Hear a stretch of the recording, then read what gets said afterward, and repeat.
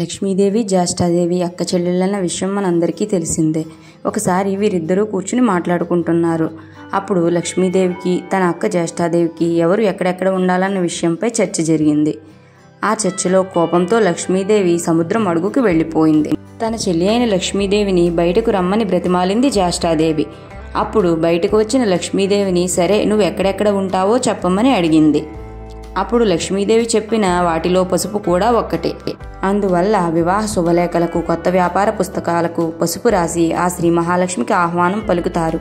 ఇవే కాకుండా కుంకుమ, గాజులు, దీపారాధన మొదలైన చాలా అంశాల్లోనే లక్ష్మీదేవి కొలువై ఉంటుంది.